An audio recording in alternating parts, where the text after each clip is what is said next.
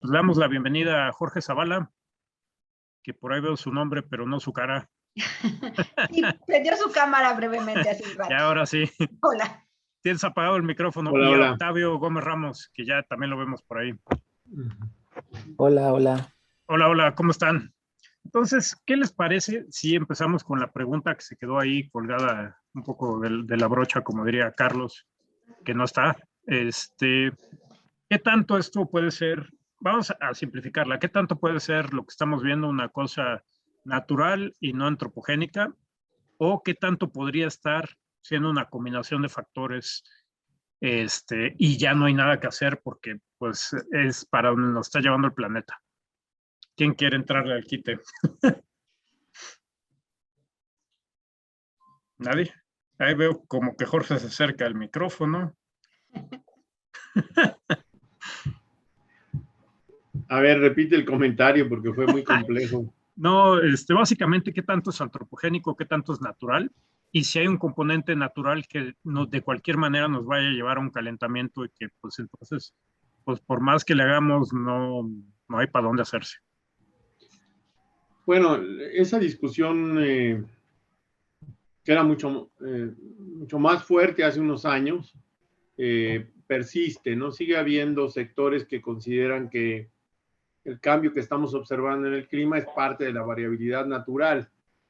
Y entonces, pues uno tiene que revisar qué sí sabemos científicamente con solidez y qué no sabemos con la misma confianza o tenemos más incertidumbre. Entonces, yo creo que empezar con lo básico, que es qué causa este calentamiento global, que son los gases de efecto invernadero principalmente y el cambio de usos de suelo, es un tema muy importante de revisar. Es decir, decimos que han aumentado los gases de efecto invernadero.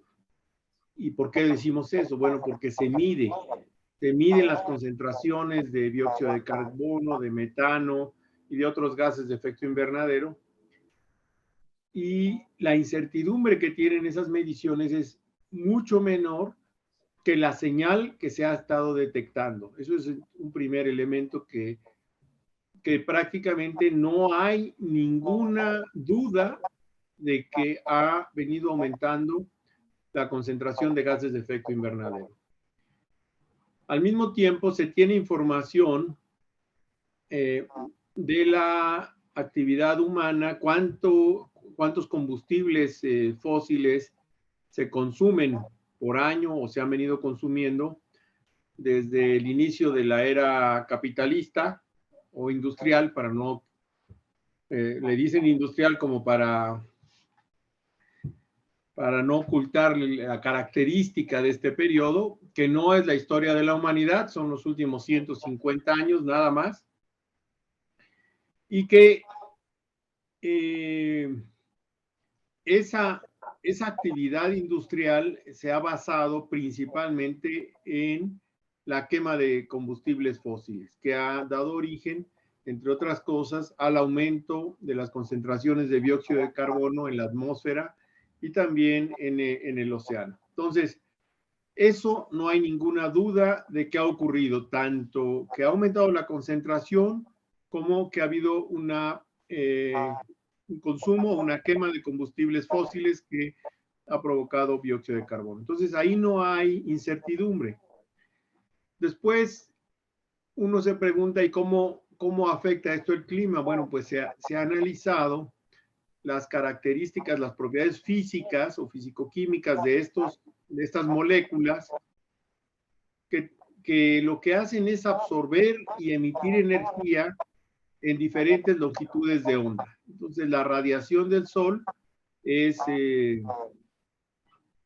una radiación que atraviesa con muy poca absorción la atmósfera, es decir, la atmósfera es ópticamente transparente a la radiación en una banda de energías, que es principalmente la visible, y esa energía llega a la superficie en donde una parte es reflejada, pero una parte es absorbida por la superficie continental y oceánica, y al ser absorbida aumenta su temperatura y provoca, como todos los cuerpos, que emitan radiación.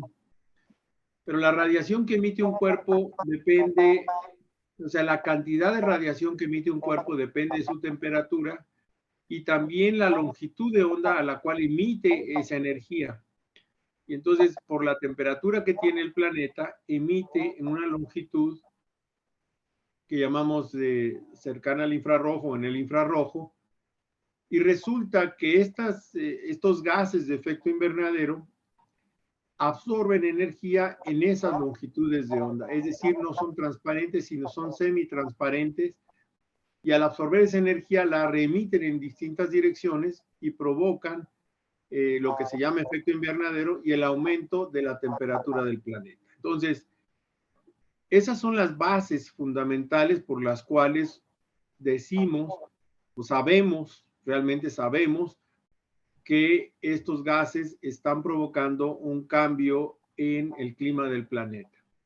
Es cierto que a partir de ahí se dan una serie de procesos, por ejemplo, el que vaya aumentando la concentración de CO2, pues también puede modificar la concentración de vapor de agua, que tiene un comportamiento mucho más complejo y ahí hay más incertidumbre, ahí sí hay alguna incertidumbre y por ello empieza a haber terrenos en donde hay mucho que investigar, ¿no? Entonces yo diría básicamente que no hay duda que el cambio en el clima que hemos observado en un periodo de poco más de 100 años es causado principalmente por las actividades humanas. Eso es también muy importante, el periodo de tiempo en el cual está ocurriendo estos cambios, que en comparación con otros tiempos pues eran mucho mayores, no estamos hablando de miles, millones de años.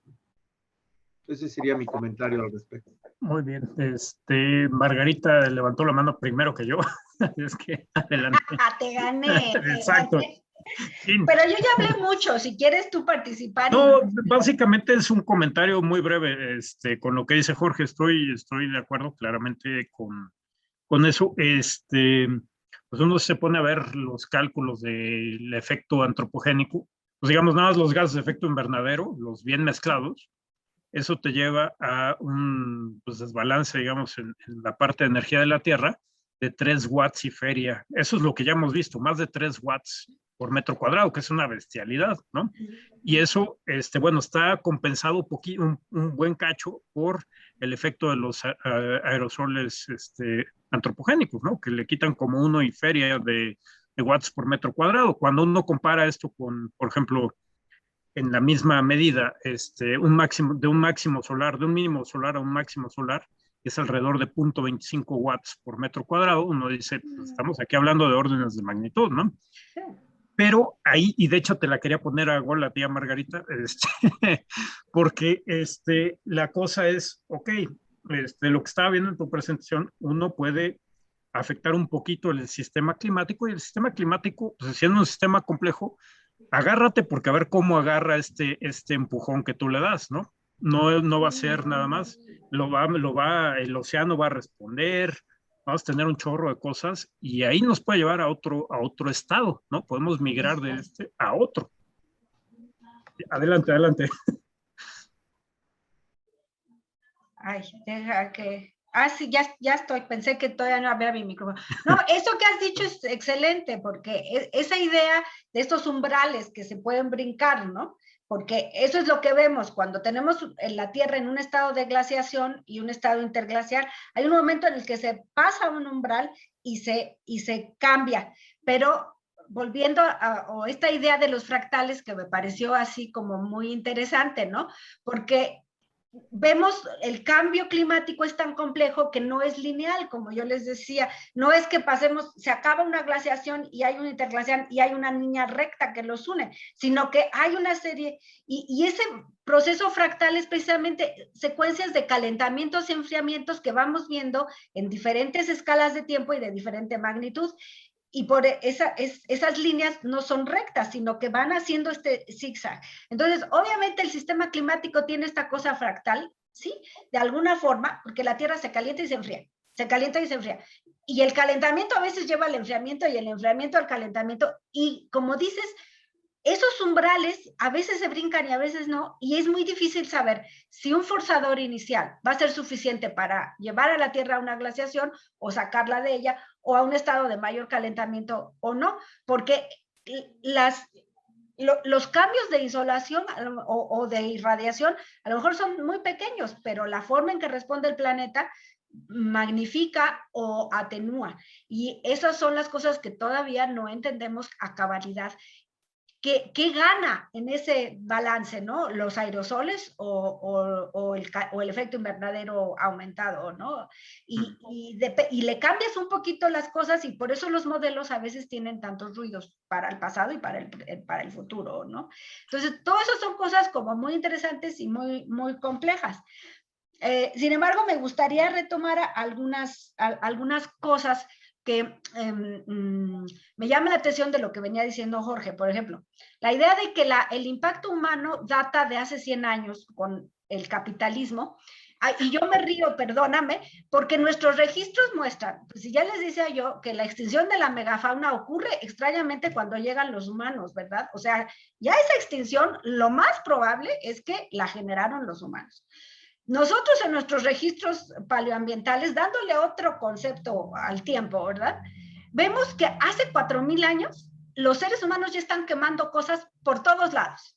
Petróleo no lo habían encontrado todavía, pero quemaban lo que se les venía enfrente. Hay un aumento de carbón en los registros hace 4.000 años y que se mantiene en todos lados, que da una evidencia de que la gente tenía un impacto brutal en el ambiente desde hace 4.000 años, ¿sí? Y todo esto es así como una cosa, como esta bola de heno que se va haciendo grande, grande, grande, grande, cuando las tecnologías o las capacidades técnicas del humano van creciendo. Y entonces ya no nada más quemamos unos cuantos pastitos para sembrar o unos cuantos arbolitos tumbamos, sino que eso se vuelve masivo, porque el calentamiento global no solo es por lo que se quema, sino por lo que se tumba de vegetación. Entonces, como que todas esas cosas vienen... Y obviamente, pues claro, lo que vemos es la punta del iceberg, que son los últimos 100 años. Pero esto es un proceso que ya trae raíces muy largas. Sí. Ahí veo a Octavio con la mano para arriba. Venga.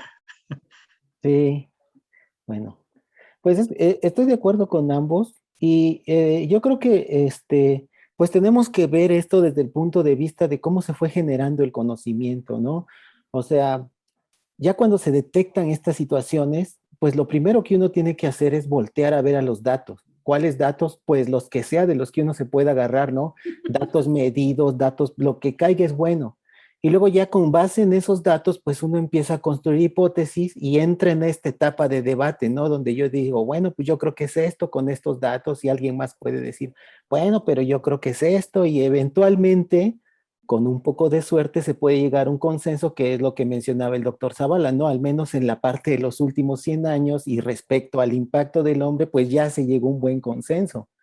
Pero pues eso solamente es una parte de un proceso que es muy largo y muy complejo. En primer lugar está, ok, ya vimos estos impactos globales. Luego quiero ver los impactos regionales. Bueno, pues otra vez hay que empezar, hay que buscar datos, hay que buscar consensos, hay que dialogar. Y eso está, digamos, esa es una línea que corre y la otra línea que corre paralelamente, pues es la línea de la incertidumbre, ¿no? Por la complejidad tan enorme del sistema Tierra. Entonces, tenemos esta parte que decimos así como paso a pasito, bueno, pues ahí vamos viendo que esto se genera, pero tenemos siempre esa incertidumbre de lado. Y como bien mencionó la doctora Margarita, incluso hoy en día hay procesos que no comprendemos bien, procesos que ocurren actualmente en el mundo que no comprendemos bien.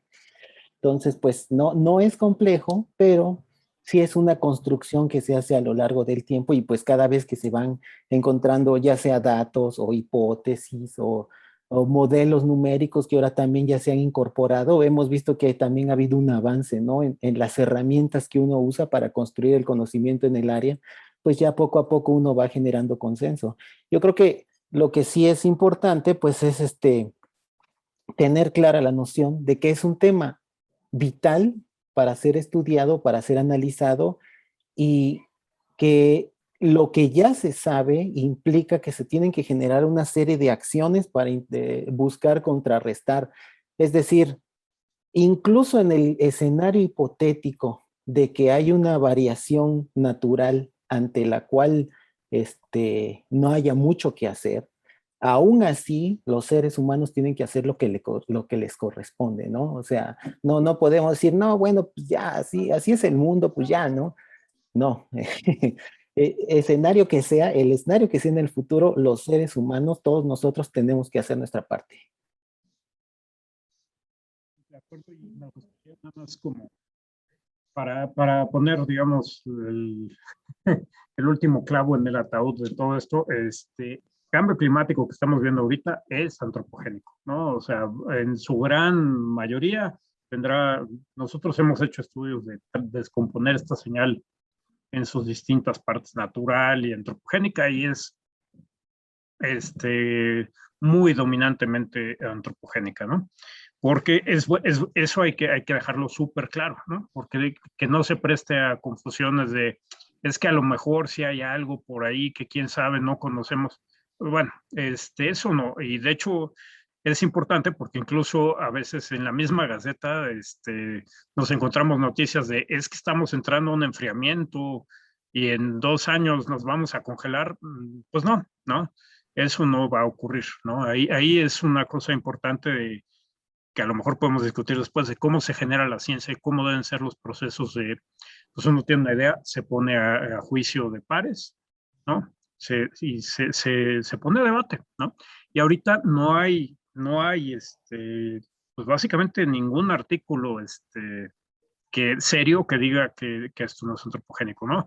Y nada más para cerrar esto, de hecho, el otro día estaba leyendo un artículo de Trenberg, que a lo mejor alguno de ustedes lo conocerá, pero es un científico muy importante en la parte de clima. Y él decía, porque le preguntaban que, pues, ¿qué tanto se podía decir que lo que veíamos era cambio climático?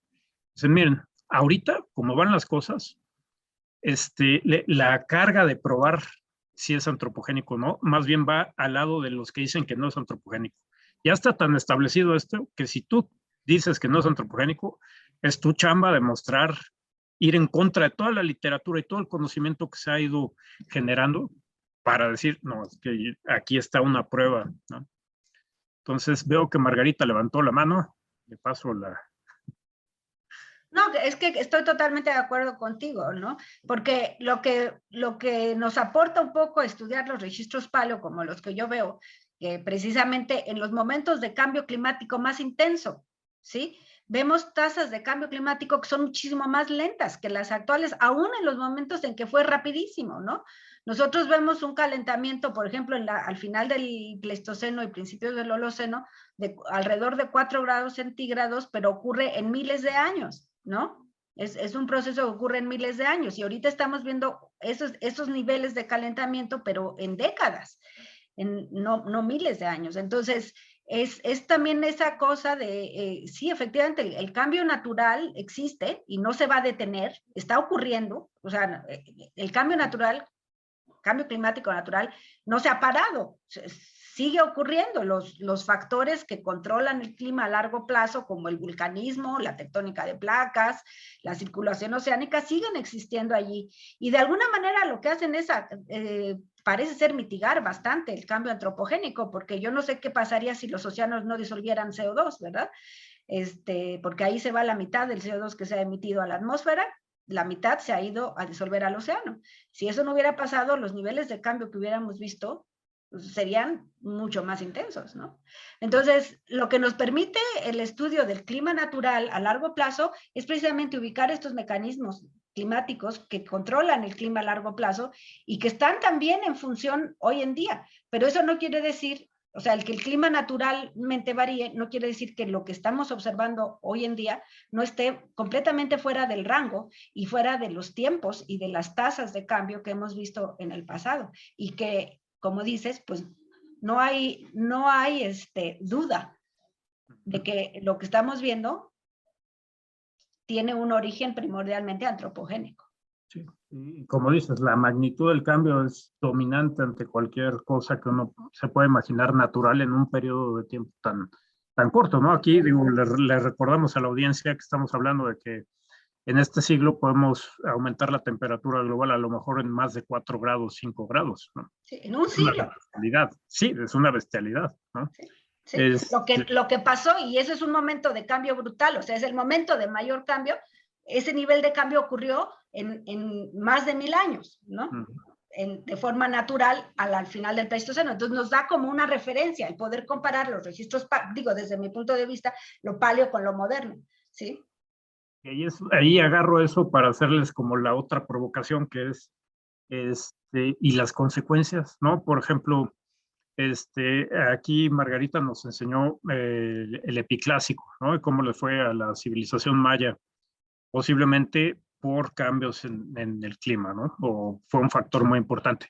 De pronto me entra esta inquietud de que de pronto en la sociedad moderna, no voy a decir capitalista, porque, en fin, pero en la sociedad moderna nos sentimos como que muy blindados a la naturaleza, ¿no? O sea, como que, mira, con la tecnología lo vamos a sacar, ¿no? No importa que venga, pero lo vamos a sacar.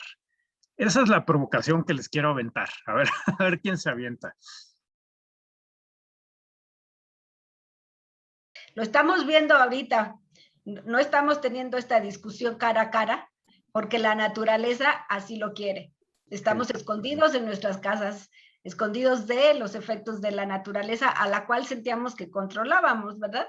A nosotros no nos pega eso de las plagas, es cosa de la peste bubónica, la plaga negra, eso se quedó en el Porfiriato, si acaso, o en la Edad Media y en Europa, pero a nosotros eso no nos pega. Y mira cómo estamos, esa soberbia que tenemos de decir que controlamos las cosas, cuando siempre las cosas nos controlan a nosotros. Completamente de acuerdo, ¿no? Estos días son como una ejemplificación de, así les fue con una crisis, digamos, aguda, porque no va a durar mucho, va a ser nada más un chipote. Ahora, ¿cómo les va a ir con una crisis de largo plazo, que además todos los efectos van a estar correlacionados entre sí? A ver cómo nos va. Ahí vi a Jorge que estaba inclinándose a su micrófono, ¿o no? No, Yo no estaba pasando por aquí. No, retomando lo que estábamos en el punto anterior, yo sí creo que es importante identificar la magnitud de las cosas. Y eso es algo que ocurre mucho, no solo en el tema de cambio climático, sino en otros temas. O sea, cuando decimos que en los últimos 150 años es cuando realmente ha habido un impacto, es porque los órdenes de magnitud de las quemas son mucho mayores. Entonces, la capacidad de resiliencia puede ser rebasada. Esta parte de pues de lo que se hablaba antes de los nichos o de los, ¿cómo se llaman? Los estados cercanos al equilibrio o estables que se observan durante ciertos periodos, es cuando se empiezan a romper. Entonces, esa capacidad de resiliencia es la que se ve modificada, ¿no? Entonces, esa parte sí me parece importante que seamos cuidadosos cuando decimos, pues sí, desde hace 1000 años o 5000 años ocurría determinada actividad, sí, pero la masividad que está ocurriendo, sobre todo en los últimos 50 años, no tiene precedentes. En los últimos 50 años, el consumo de los recursos naturales del planeta es mucho mayor que en toda la historia previa de la digamos, de la especie humana, ¿no? Eso sí me parece importante de subrayar, porque luego también vemos, ese es muy típico de las redes sociales, sacan un caso y por un caso particular de un determinado tema se quiere generalizar, ¿no? Y entonces sí tenemos que tener la idea global, o sea, de qué tamaño es cada cosa en términos, o sea, de qué escala es cada proceso en términos en este caso, del planeta, ¿no? Entonces, eso, bueno, nada más como para comentar sobre lo que habíamos tocado en el tema anterior. Sí, digamos, es otra magnitud y de hecho lo único que tiene que hacer uno de pronto para redondear eso es buscar en la NASA la gráfica del forzamiento radiativo y ver el chicotazo que hay a partir de 1960, ¿no? Octavio. De lo otro que comentas, pues sí te diría, tiene que ver con una visión también del mundo, porque había esta idea de que se podían consumir todos los recursos y tenían esta característica de que su capacidad de regeneración natural permitía avanzar en ese sentido y de que eran prácticamente inagotables. Y esta idea de que pues también los recursos naturales estaban hechos para beneficio del hombre, que viene de algunas religiones. Y nos damos cuenta que no, que el planeta tiene límites, que somos parte de él y de que realmente se tienen que tomar políticas para preservarlo, como lo conocemos, por lo menos durante un periodo más largo, y no agotar todos los recursos. Es decir, cuando se habla de que sea sustentable, pues se habla de que se mantengan las capacidades actuales del planeta por un periodo mucho más largo que lo que sería unos cuantos decenas o cientos de años. Sí, de acuerdo. Octavio. Sí, bueno, era para esta pregunta de si creemos que la tecnología nos puede de algún modo blindar ante estos cambios que se está generando, pues yo creo que es muy claro que simplemente no existe ningún elemento que sustente eso, ¿no? Digo, tal vez en las películas, recuerdo una película donde tenían un aparato que podía generar o destruir tormentas a, a placer, pero bueno, si uno revisa tanto lo que estamos viviendo ahorita como hacia atrás, todos los fenómenos importantes que ha habido, pues nos vamos a dar cuenta que pues siempre nos pegan un baile, ¿no? Como si fuera un partido de fútbol, nos meten una goliza, ¿no? Como ayer España que le metió 5, no me acuerdo quién. Y entonces, pues ahí nos da cuenta, no, por ejemplo, tenemos el ejemplo del tsunami de Japón de 2011, ¿no? Japón es un país que ha estudiado los fenómenos sísmicos y tsunamigénicos de modo muy importante. Tenían una barrera bastante grande en su costa y aún así les fue bastante mal. Y entonces, todo esto que vemos, yo creo que pues debe generar más que nada humildad, ¿no? En todos nosotros, por un lado, y pues por otro lado, pues motivarnos a seguir con esta investigación y con esta comprensión de los fenómenos, porque finalmente todos estos fenómenos nos importan porque nos afectan, ¿no? Porque van a cambiar nuestro estilo de vida, porque van a cambiar, y también porque se afectan los sectores más vulnerables de la población, ¿no? Tristemente, en todos los casos siempre es a los que les va peor, ¿no? Que si es un sismo, pues de ellos es a quien les va peor. Y ahorita en la pandemia, pues también a ellos es a quien les va peor. Entonces, pues no, definitivamente no hay ningún elemento que sustente que la tecnología nos pueda blindar. Y suponiendo que pueda haber ciertos avances tecnológicos, pues también debemos ser conscientes que esto definitivamente no va a estar al alcance de toda la población, ¿no? Y ahí está el ejemplo de México. ¿Cuántas personas ahorita tienen acceso a Internet o a una computadora? Pues no es la mayoría de la población. Entonces, aunque llegara a existir esta tecnología mágica que nos permita hacerle frente a estos cambios, pues difícilmente va a estar al alcance de toda la población. Entonces, pues no, es una idea que definitivamente debemos eliminar más que para guiones cinematográficos. Completamente de acuerdo. Si bien ahorita nuestra sociedad, digamos que tiene una tecnología como nunca antes y a lo mejor estamos mejor preparados que nunca antes por tener esto, pues el tamaño del reto también como que escaló de una manera bastante impresionante. Y además lo que mencionas que creo que es fundamental, y a lo mejor esta es otra provocación, es el asunto de pues cómo estos impactos son heterogéneos entre países y al interior de los mismos, ¿no? Porque, pues, otra vez, lo vemos ahora, ¿no? Lo vemos, por ejemplo, con lo de las vacunas, ¿no? Que de pronto hay quejas de, es que es una distribución muy inequitativa. Y sí, ¿no? Pero también es muy inequitativo que el impulso a la ciencia como se ha dado, ¿no? Entonces, también necesitamos ponernos al día con eso en vista de los retos que nos vienen, ¿no? O sea, si esperamos a que las soluciones vengan de fuera, pues va a estar canijo, ¿no? Entonces, ahí a lo mejor lo puedo ligar con otra pregunta que les quería hacer. ¿cómo ven la ciencia del cambio climático en México? En general, ¿para dónde va y para dónde debería ir? ¿Cuáles son los grandes retos? Y en eso me refiero hasta retos no solo científicos de qué es lo que tendríamos que saber, sino retos de, no sé, financiamiento, cantidad de personas que están involucradas, la atención. Una cosa que me llama mucho la atención es que el cambio climático de pronto está muy presente, digamos, en el discurso y en los medios, pero en la realidad no, ¿no? Entonces no sé qué opinión o qué comentarios les genera esto, pero a ver. ¿Quién quiere? Adelante. Yo puedo empezar así con un comentario, y es que esto que llamas la ciencia del cambio climático, yo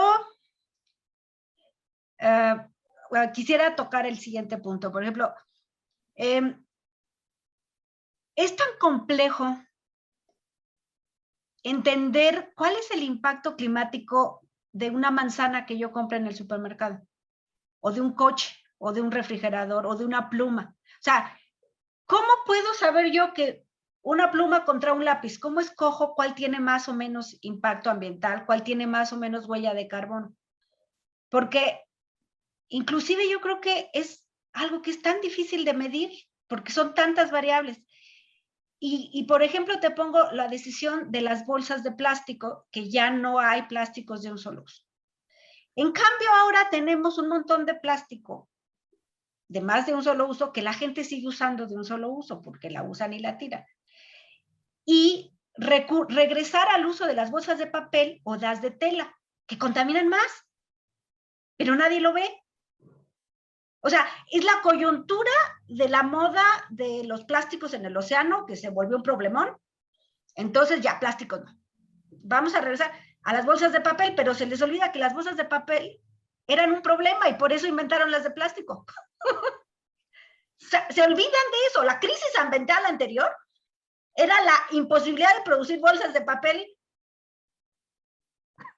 porque es bien de los árboles y hay que talarlos. Y no se pueden volver a usar. No, la bolsa de papel difícilmente la puedes usar más de una vez. Y en cambio, y las bolsas de tela, que para que contaminen la huella de carbono sea igual a las de papel, necesitas usarlas 10 años. O sea, tú necesitas tener tu bolsa de tela para que contamine menos que la de plástico, tienes que usarla 10 años. Entonces, son cosas que creo que es muy difícil y que el gobierno, y precisamente porque es tan difícil, el gobierno no hace ningún esfuerzo por aclarar un poquito esas cosas. En algunos países hay estudios sobre esto, ¿verdad? Pero simplemente el diseñar un método experimental que te permita saber la huella de carbono real de todos los productos que tú tienes o su impacto, ¿sí? Porque no solo es el impacto para hacerlo, sino luego para desecharlo, y a veces nada más se ve para un lado y no se ve para el otro, o nada más se ve, ¿sí me explico? Entonces, es que son cosas muy complejas que son difíciles, son muy difíciles. Y de repente vemos algunos como destellos de querer hacer algo, pero se topan con pared y bueno, el problema mayor, como ya lo dijo Jorge, pues es pues el capitalismo de alguna forma, porque cuando entras a los intereses económicos ya todo se desvirtúa y todo se vuelve muy complejo, que siempre va a haber, ¿verdad? Si dejas de usar las de plástico y usas las de tela, pues a alguien le conviene porque hace las de tela y a alguien no le conviene. Y eso se vuelve un problema. Entonces, es que realmente para a mí como usuaria me cuesta trabajo saber yo qué puedo hacer para tener una huella de carbono menor, con que no sea caminar a todos lados, ¿verdad? Pero que eso es muy claro. Pero, ¿sí me explico? Si sí. Comprar el pescado que tiene la etiqueta que dice pesca sustentable del Pacífico, y sí de veras es, porque yo no les creo una palabra, ¿sí? A la mezcla que estás haciendo le voy a meter otra que a ver cómo nos va, pero también hay una discusión muy interesante y reciente, que es que, o sea, la parte de negar el cambio climático y la parte de tratar de evadir responsabilidades sobre cambio climático, antes eran los escépticos diciendo, no, es que no existe cambio climático, es un ciclo natural, ¿no? Después pasó a, bueno, sí hay cambio climático, pero pues no es el hombre, o a lo mejor no podemos hacer nada, o lo que sea. Y lo que está ahorita en la discusión, que me parece muy interesante y está ligado con lo que dices, es, ok, transferir la responsabilidad a los usuarios, a los ciudadanos, ¿no? ¿Qué puedo hacer yo? Está muy bien, no digo que no, pero transferir esa responsabilidad para un problema que requiere una coordinación global, ¿no? Entonces dicen que esa es la nueva faceta de los escépticos, de los de no hagamos nada las compañías petroleras, todo este rollo. Y me parece súper interesante ese punto y es como cuando uno dice, no sé, quiero combatir la pobreza. ¿Qué puedo hacer yo para eso hoy? Pues está bien que lo hagas, pero que vayas a cambiar la situación del planeta va a estar canijo. Y ahí lo pego, ya que tú, Margarita y Jorge mencionaron lo del capitalismo, hay una pregunta en el chat que decía básicamente, ¿por qué es de mal gusto mencionar que una causa del cambio climático tiene que ver con el aumento poblacional humano? Tiene sentido, porque si uno ve esto, por ejemplo, hay la ecuación de Kaya, ¿no? Para entender la descomposición de las emisiones, ¿no? Donde puedes ver que la población es un factor, la identidad de Kaya, ¿no? La población es un factor, tienes la tecnología, tienes qué tanto la economía depende de los combustibles fósiles, qué tanto el consumo de energía depende de los combustibles fósiles. Entonces, realmente cuando lo planteas así, hay poquitas cosas a lo que tú le puedes mover, en principio, para cambiar las emisiones del planeta, ¿no? Entonces, no sé qué opinan.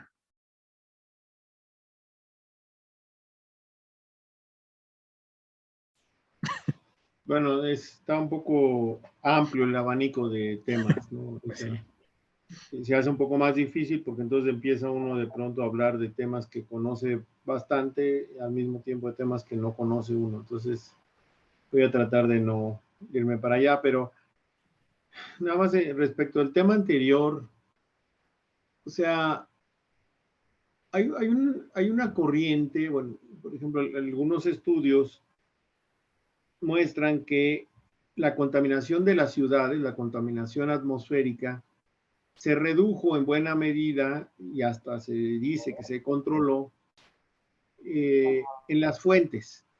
Digamos, en el caso de los automóviles se pusieron convertidores catalíticos, en el caso de las fábricas se pusieron ciertas restricciones de tal manera que las emisiones de contaminantes se reducen. Entonces, es la idea de controlar los contaminantes desde las fuentes, es decir, no es la idea de poner grandes filtros en la atmósfera, ¿no? Sino que evitar que los contaminantes lleguen. Entonces, hay una corriente que ha planteado que pudiera hacerse algo similar con, sobre todo, el dióxido de carbono, es decir, no emitirlo. Sin embargo, tecnológicamente no se ha resuelto o no se ha visto que sea viable económicamente. Nada más es un comentario que sí es importante porque es parte de pues de la ingeniería climática, de los temas que se han venido discutiendo. Que efectivamente, si hubiera una tecnología que controlara las emisiones de CO2, pues en teoría ayudaría mucho al clima del planeta.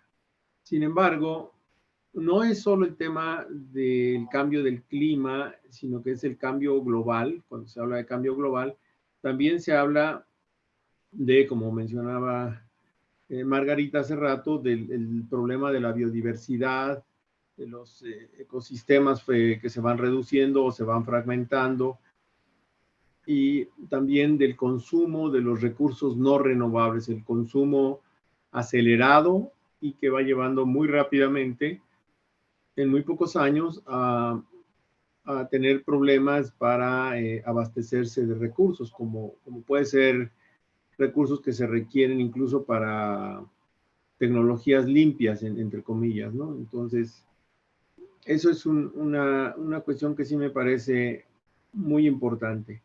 De lo otro, bueno, hay especialistas, son líneas de investigación de cómo calcular la huella, digamos, huella de carbón en la producción de una camisa o de 1 kilo de carne, ¿no? Etcétera.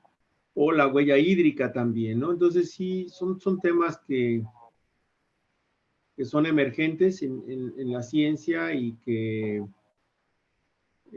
bueno, son de los temas, ¿no? Que sí hay que eventualmente cuantificar y tomar decisiones, o sea, finalmente decisiones que corresponden más a la política pública y al gobierno que a la decisión individual. O sea, si es mejor utilizar determinados materiales para lo que sea, ¿no? Para envolver o para lo que sea, pues eso tiene que determinarse científicamente y establecerse en políticas públicas más que decisiones individuales, ¿no? Sería mi comentario al respecto. Sí, completamente de acuerdo. Y bueno, nada más para también la parte de la población, también hay una cosa que hay que tener en cuenta. No es lo mismo una población, por ejemplo, la de México, que produce, ya no me acuerdo exactamente cuánto en promedio de toneladas de CO2 por año, que la de Estados Unidos o que una en África, ¿no? Estas visiones también de problemas, la población, pues tampoco es por ahí la cosa, ¿no? Este, más que pues tenemos posibilidades tecnológicas para hacer esto. Y ahí entro un poco al comentario que hay ahí en el chat sobre este retorno al impulso, a impulsar la energía fósil en contraste con energías renovables, ¿no? Es un poco problemático porque además en periodos como donde la economía no crece, más bien decrece o no ha crecido en un periodo de pues al menos unos cuantos años, uno se puede equivocar viendo la contabilidad de emisiones, ¿no? Uno puede decir, mira, estamos avanzando en tener una economía más limpia, en tener un país que se acerca a cumplir los objetivos, por ejemplo, en los NDCs, ¿no? Las contribuciones nacionalmente determinadas. Y ese, para mi gusto, sería el peor de los escenarios, ¿no? Que uno diga, palomita, reduje lo que tenía que reducir, ¿no? Pero otra vez, la identidad de Calla, ¿no? Uno puede bajar sus emisiones porque lo está haciendo mejor o porque lo está haciendo peor, tanto en la economía como en la parte ambiental.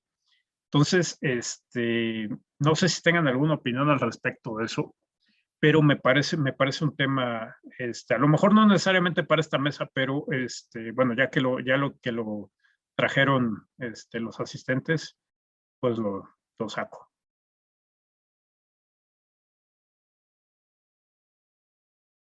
Pues yo creo que es difícil porque, como comentaba el doctor Zavala, pues siempre en estos temas uno no conoce completamente todos los factores involucrados, ¿no? Por ejemplo, para poder decidir bien, yo tendría que saber actualmente cuáles son todos los proyectos de energía sustentable que hay en México, en qué nivel están, y entonces ya teniendo eso, pues ya contrasto con los de combustibles fósiles y ya puedo decir, pero pues no lo conozco.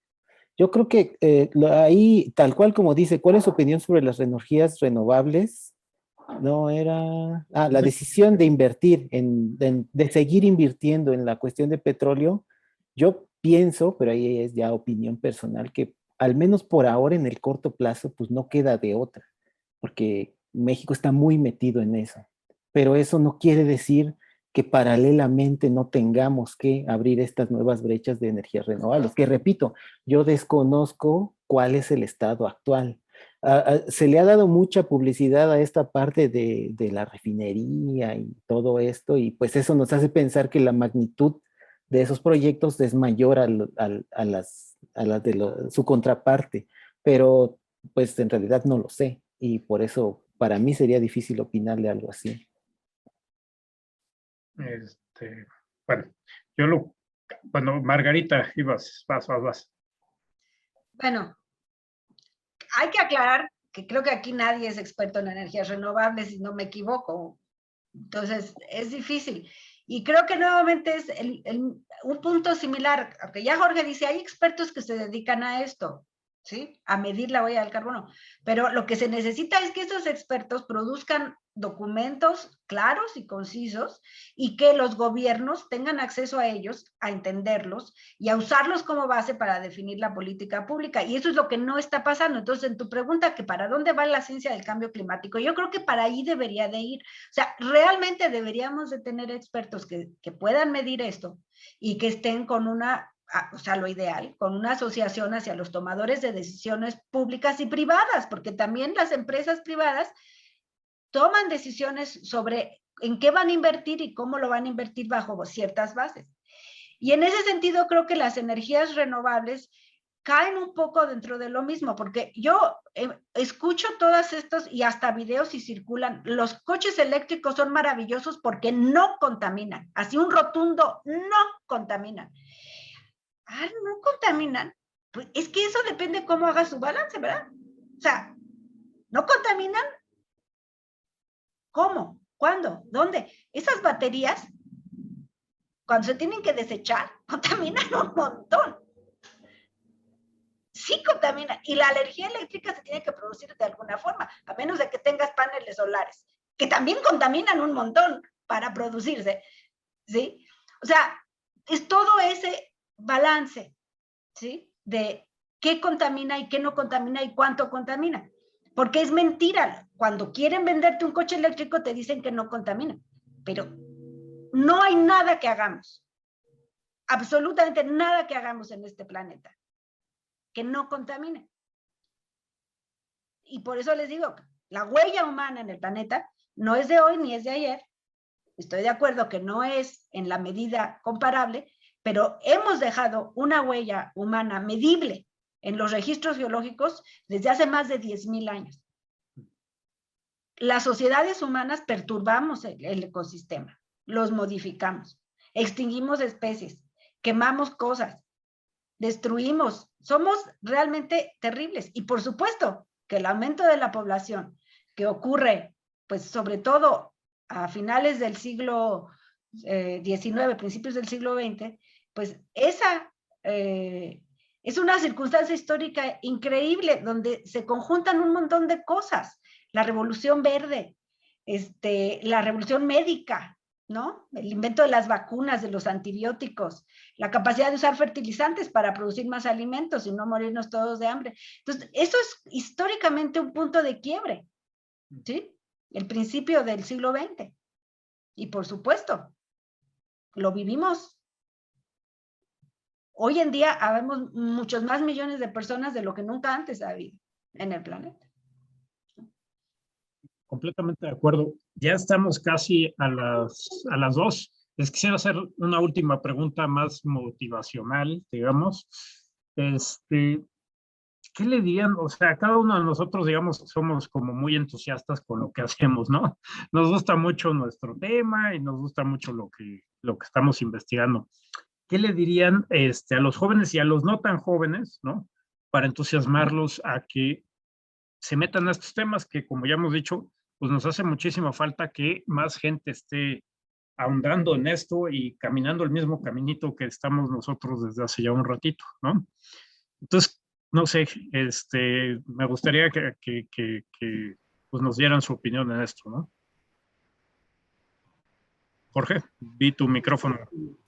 Bueno, en mi experiencia en la UNAM, me ha tocado darle seguimiento a los estudiantes de la licenciatura en Ciencias de la Tierra, y ha sido muy, muy, muy agradable el ver, primero, el que conocen bien el planeta con un enfoque multidisciplinario, y también que lo respetan y lo quieren y tienen una preocupación porque lo comprenden. Entonces, eso es un tema muy importante, estudiar los temas del medio ambiente, los temas de la tierra, los temas de la sustentabilidad, de la planeación, etcétera.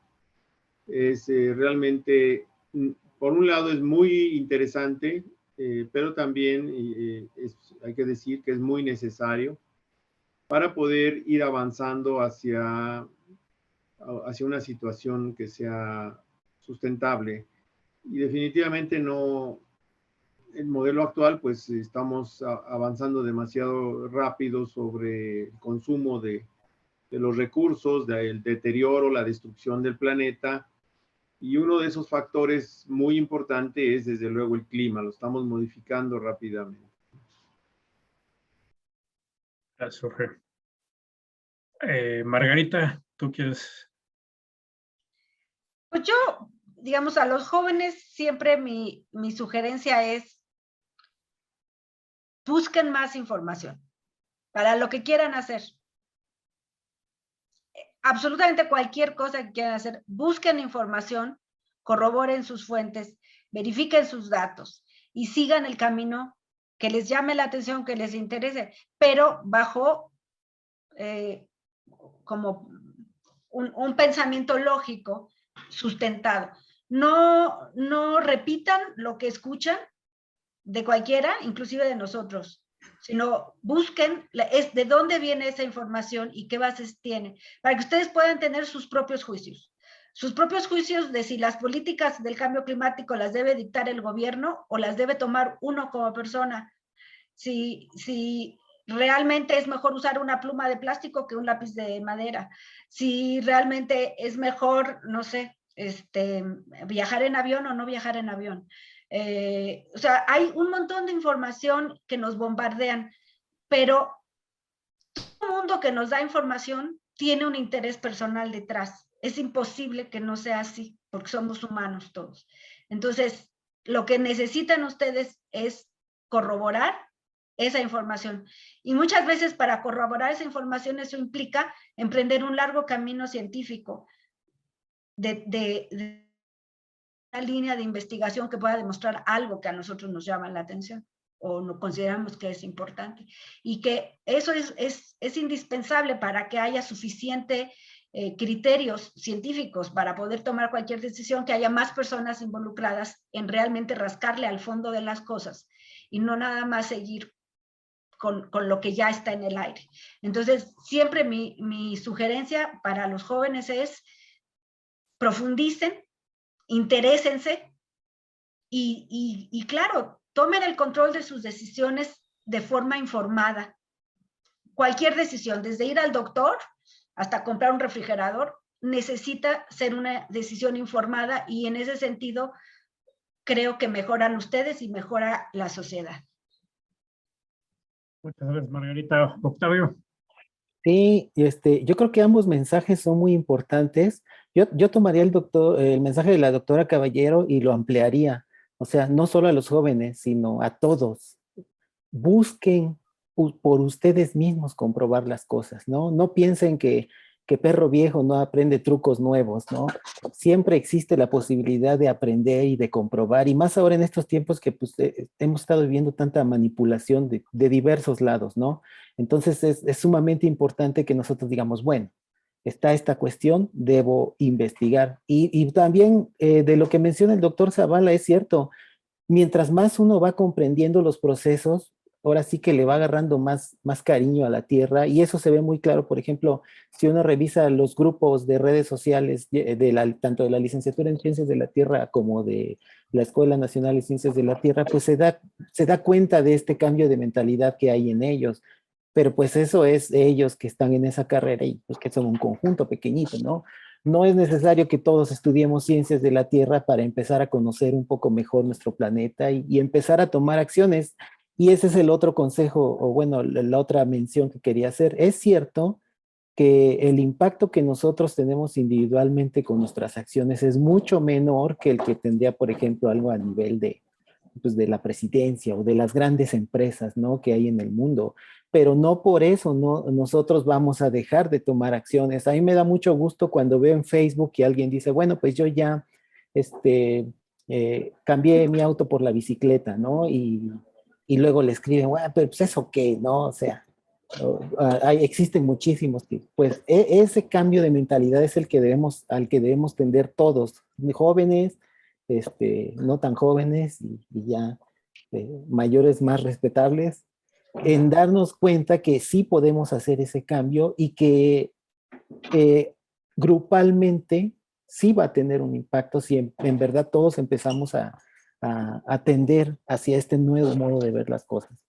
Entonces, yo retomaría los comentarios de ambos y los ampliaría a todos, ¿no? A todos, jóvenes y no tan jóvenes.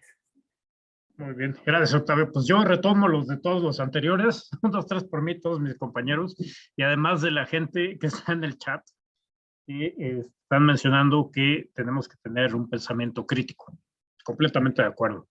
Y bueno, pues ahí yo me gustaría, bueno, 2 cosas. Uno, que seamos consistentes con, por ejemplo, sabemos que tenemos una emergencia climática tremenda, la cosa viene dura, sabemos que no estamos preparados, que nos falta mucho, ¿no? O sea, hay cosas que se están haciendo, pero nos falta mucho.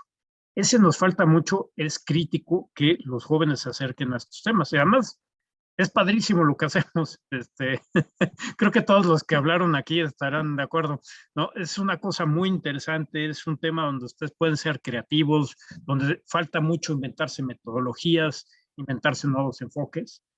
Es muy, muy, muy padre, ¿no? Entonces, si yo les platico, por ejemplo, estas cosas de que en México tenemos el problema de, por ejemplo, cambio climático, ¿no? O ciencias de la atmósfera en general. Una estadística que me parece, me da orgullo porque yo soy parte de eso, pero me parece trágica es que el Centro de Ciencias de la Atmósfera produce más del 90% de la investigación en ciencias atmosféricas en México, ¿no?